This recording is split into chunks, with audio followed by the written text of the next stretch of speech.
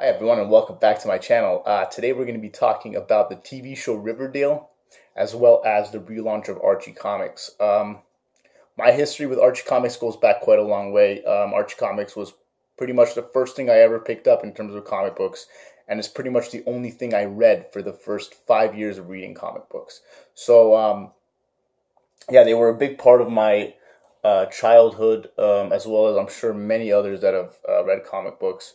The reason why I stopped reading Archie comics was just because the characters and the storyline just got way too stagnant for me, and I needed something else. It just wasn't progressive enough and wasn't revolutionary enough, and it didn't make me think about anything. But it's good for what it was, right? For a children's comic book, it was great.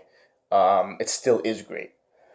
But one thing Archie has done in the last couple of years is kind of rebrand themselves to a more mature audience, and it's kind of retained and gotten back a lot of their older audience. Number one, with the relaunch of their comic books, and number two, with the success of the new TV show. So the success of the TV show is something that I didn't expect, to be honest with you. I didn't think people cared that much about these characters anymore, but the way that they've portrayed these characters and the dark storyline that is kind of lingering in the background of the TV show has made it a very compelling storyline. They've changed a lot of the characters, and this is something that Archie Comics has done seamlessly, I believe, in the last couple of years.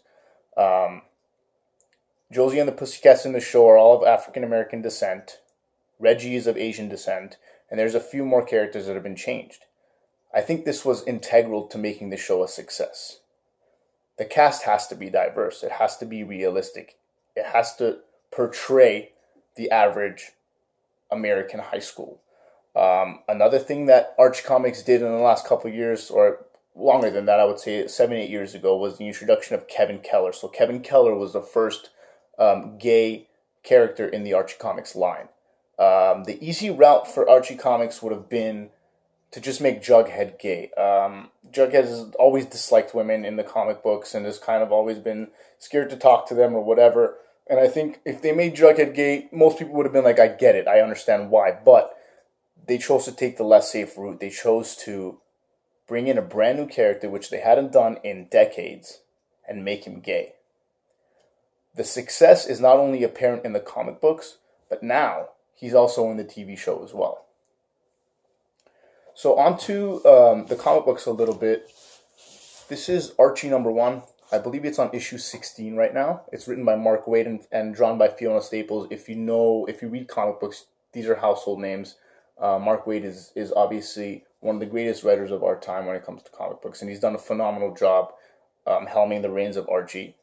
Next up, there is a Josie and the Pussycats line. Again, it's a very mature take on all these characters. It's not like how you remember them. It's, very 2017 for sure. There is a Reggie. There is a Jughead, written by Chip Zdarsky. Again, very prolific in the comic book world. One thing Archie Comics has done great with these is making sure that they have great talent, either writing or drawing. Every single one of these series is. And last up, there is a Betty and Veronica series written and drawn by Adam Hughes. This one's on a little bit of a delay. It's been going on for about 5 months and only 2 issues are out, but nonetheless, it's Adam Hughes. You got to pick this one up. Another thing that they did was release a Riverdale one-shot. So this would be like an interlude to the TV show. I have not picked that up yet, but I will.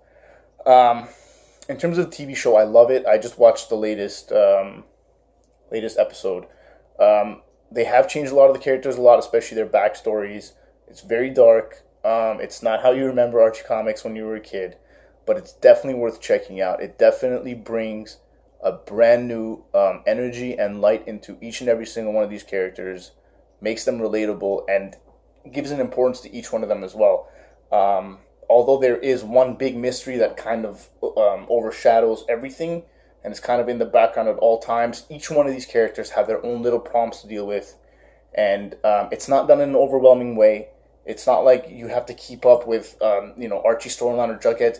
It kind of all links together, and it's a great show. So for fans of Archie or just fans of great TV in general, I would definitely recommend watching this show. And if you aren't into comic books and you did grow up reading Archie comics, you definitely have to pick up the brand new line.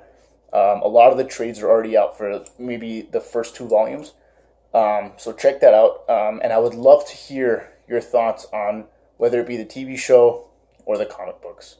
I'll see you guys next time, and thanks for watching.